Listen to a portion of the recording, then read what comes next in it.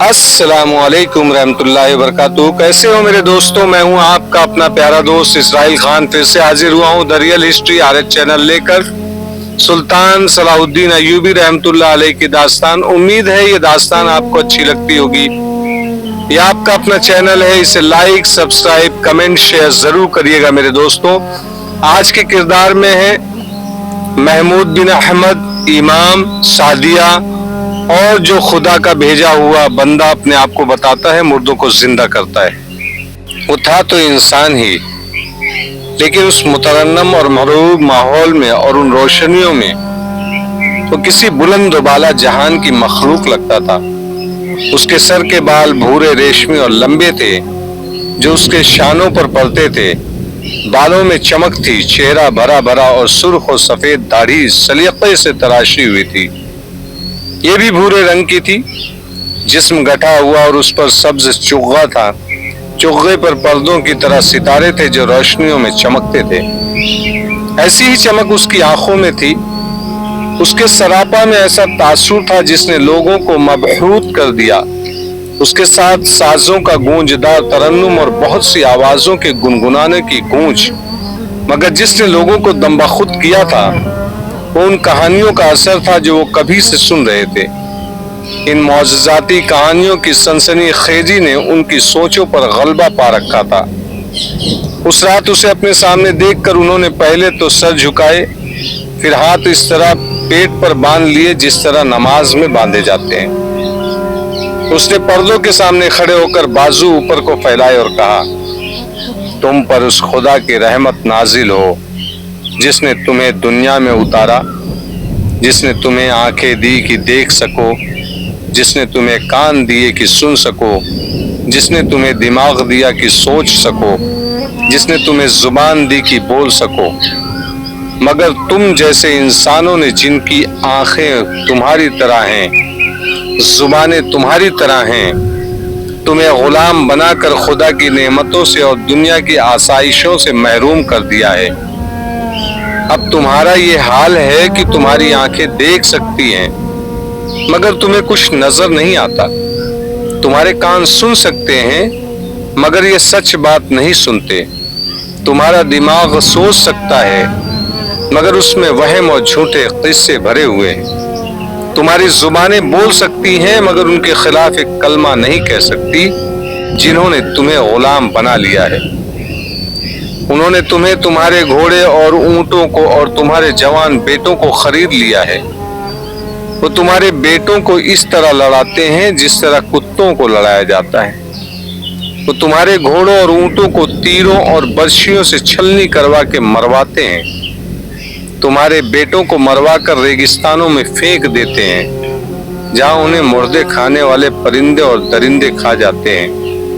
मैं वो आँख हूँ जो आने वाले वक्त को देख सकती है और देख सकती है कि इंसानों के दिलों में क्या है।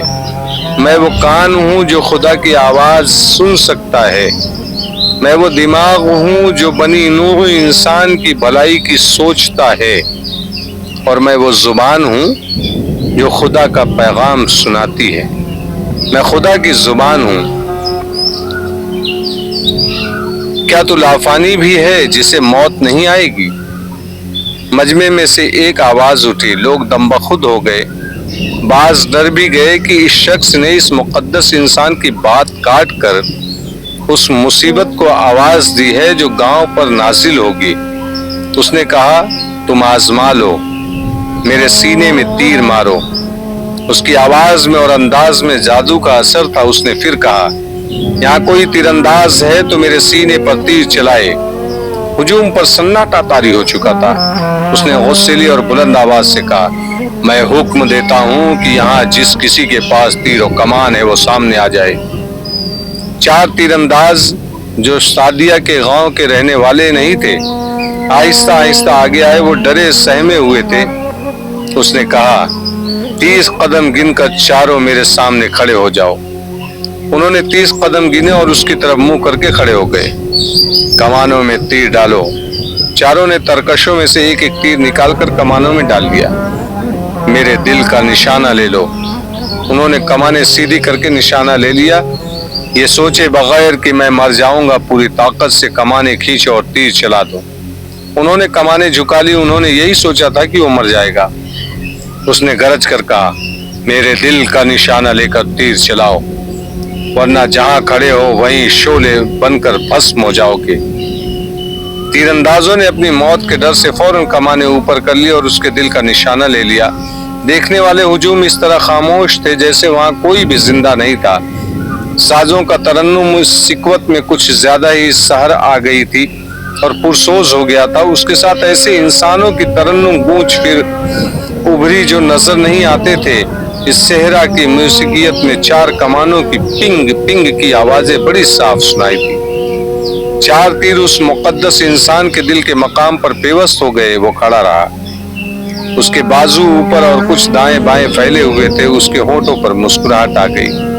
उसने कहा, तीरंदाज चले जाएं, 4 खंजरों वाले आगे आ जाएं।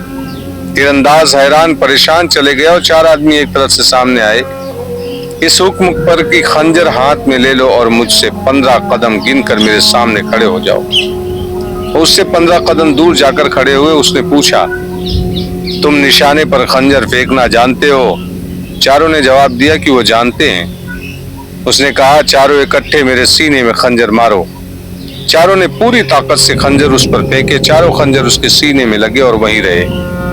खंजरों की नोकें उसके सीने में उतरी हुई थी और वो खड़ा मुस्कुरा रहा था।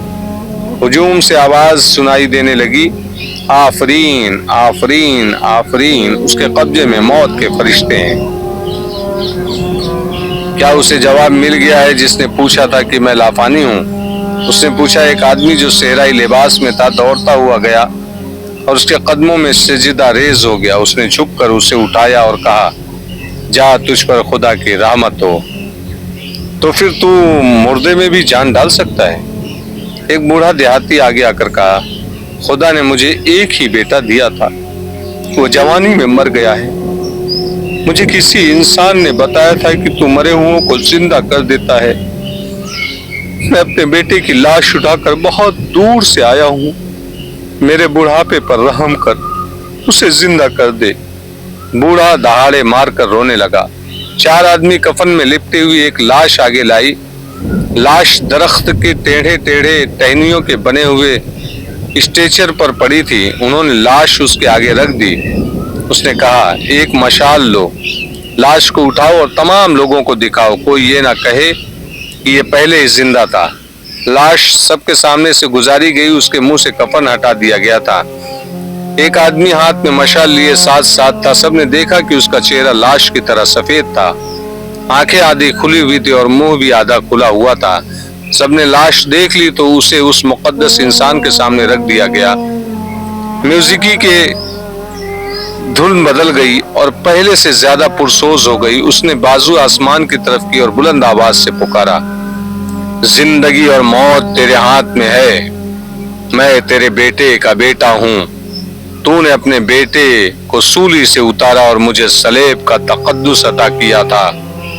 अगर तेरा बेटा और उसके सलेब सच्ची है तो मुझे क़ुव्वत दे कि मैं इस बदनसीब बूढ़े के बेटे को जिंदगी दे सकूं। उसने झुककर लाश की कफन पर हाथ फेरा, मुंह से कुछ बड़बड़ाया, फिर लाश के ऊपर हवा में इस तरह दोनों हाथ फेरे कि उसके हाथ कांप रहे थे।